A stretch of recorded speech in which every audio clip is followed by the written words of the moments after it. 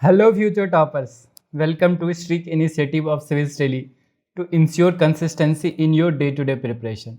My name is Santosh Gupta and I am here with your most probable questions for Prelims 21 in environment and ecology. I am focusing here more on ecology and environment because there will be at least 20 questions from this section. Hence, a comprehensive preparation of this subject is required for prelims 2021. It could be making or breaking for you.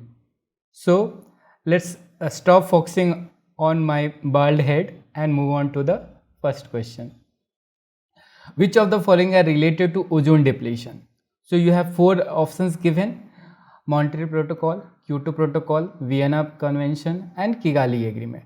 So suppose you are confused between all these, which agreement and which protocol is for what. So you can safely eliminate here Kyoto Protocol, that is most known as for the global climate change. So that if you eliminate here the statement 2, then you are reaching out to the answer 1, 3 and 4.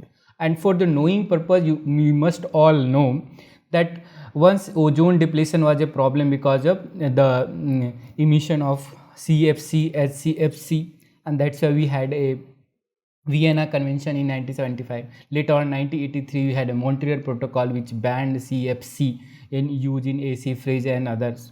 And then later on HFC was also included in 2014 through a Kigali Agreement or Kigali Amendment to the Montreal Protocol. Earlier HFC was not included because HFC is not a ozone depleting substance, but it is a global warming creating gas. So it has a very heavy global warming potential. So because it could not be tackled in the Paris, it could not tackled in the Paris Agreement or Kyoto Protocol itself, but the global leaders thought they can tackle it within the Montreal Protocol itself. So HFC was included in this. So you have sequence starting from Vienna, Montreal and Kigali. So eliminating 3 here, you will have 1, 2 and 1, 2, eliminating 2 here, 1, 3 and 4 will be your answer. And you can also see India has also adopted national strategy for phase down of hydrofluorocarbon. Now we are having legally binding target to phase down also HFC and to be implemented by 2023, and later on we'll completely phase out HFC and remove it by other gases in our AC fridge and other kind of where you require cooling. So that was the Kigali Amendment to Montreal Protocol. Now moving on to the next question on convention. How does National Biodiversity Authority help in protecting Indian agriculture? So you have NBA which was set up in Chennai in 2002 under obligation of a convention. So let's read the statement one by one. NBA checks the bioparasite, protects the indigenous and traditional genetic resources. So it is evident from the name itself, NBA has such role protecting from the illegal bioprospecting, that is called biopiracy. Like in MNCs are biopirating our let's say basmati rice, haldi and other kinds of those variety which has very good medicinal usage. So NBA protects from those. The NPA directly monitors and supervises the scientific research on genetic modification of crop plants. We know that they are a separate body for such a supervision and monitoring, that is called GEAC, Genetic Engineering Advisory Committee for GM crops and other such research. So 2 definitely will not be true here. 1 normally looks true. 3, application for IP, intellectual property rights related to genetic resource, cannot be made without approval of NBA. So that is true. If you want to apply for any genetic resource, any IP in Indian agriculture, in agricultural biodiversity, you have to take a prior permission from NBA, and then only a patent in this area can be approved. So 3 is also true. NB was set up under obligation for CBD, Convention of Biological Diversity. That is true. This CBD came in 1992, and afterwards every country had to enact an authority to protect the biodiversity in that country. So you have 1, 3 and 4 true here. And you can also see the major provisions of India's Biological Diversity Act. It first set up NBA, then it is statutory autonomous body. It will have civil court to decide all those disputes occurring between those who are claiming patents rights or those who are doing illegal bioprospecting and depriving the farmers of their rights, tribals of their rights, and trying to cheat the government body. And also before applying any form of IPR, you have to take permission from it basically in the area of agriculture. Monetary benefits, fees, royalty as a result of approvals and will be deposited in National Biodiversity Fund. So that is one all more statement that you have to remember. And overall goal is to check for the biopiracy. Though India's agriculture, India's biogenetic resources should not and must not be illegally bioprospected by the MNC and foreign government. It can be used for the Indians only. So that's why this authority comes into effect and protects indigenous and traditional genetic varieties. So moving on to the third question, which of the following is related to protection of biodiversity? So it is a relatively simpler question, but in exam moment you have to exactly remember which is for what, and then only you can solve such question. Convention on Biological Diversity, just disperse, it is in the name itself. Nagoya Protocol, it was set up under the CBD, overall jurisdiction of CBD and UNEP for the access and benefits sharing, Nagoya Protocol. So it is also for the biodiversity, that whatever the biodiversity you are getting, biodiversity benefits you are getting, you have to share with locally with the people, and that is called access and benefits. If any company want to develop a produce from the biological diversity, then you have to give certain benefits to the local community. That is all about the Nagoya Protocol.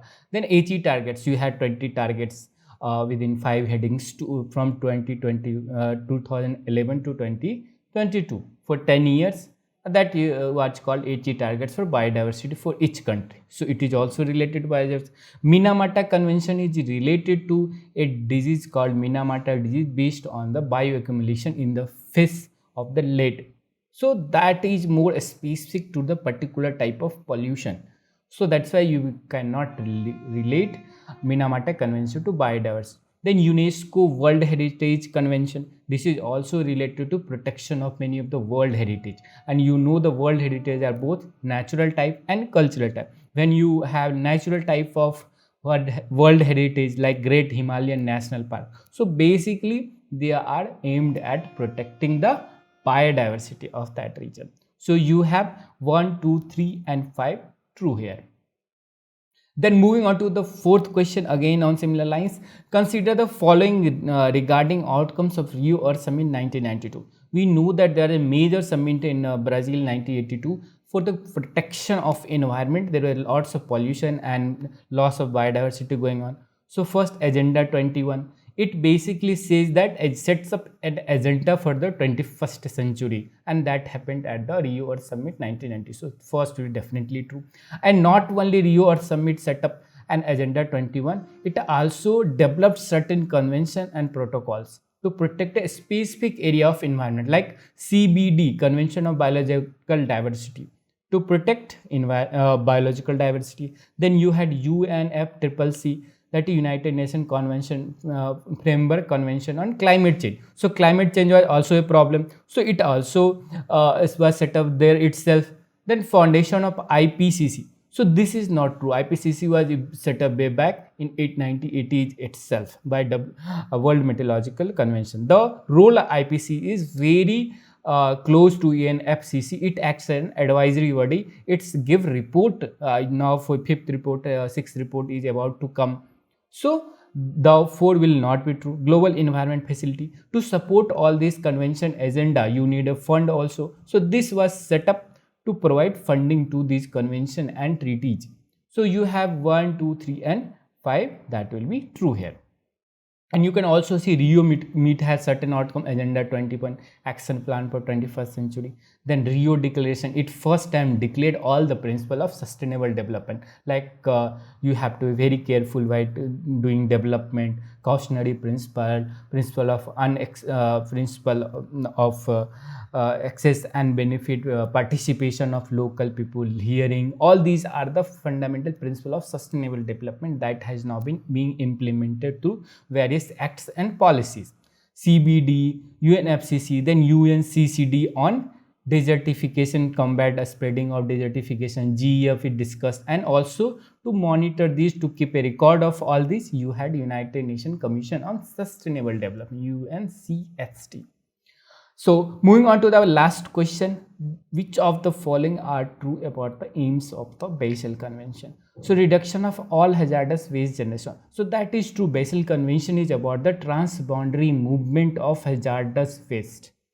And what was happening, that developed country were dumping their waste, like the waste you generate from laptop, the waste you generate from the lead batteries, the waste you generate from the inverter, the waste you generate from the fridge, electronic waste, and other kinds of very hazardous, where if they will not keep in their own country considering the health of their own citizens, but they will may dump it somewhere near to the African country or Indian coastline or any poor country, or in they will sell it cheap to any developing country. So in that way, you are basically dumping your waste to the poor country and damaging their environment, damaging their health. So that convention was brought along with other two conventions, that is Stockholm on persistent organic pollutants.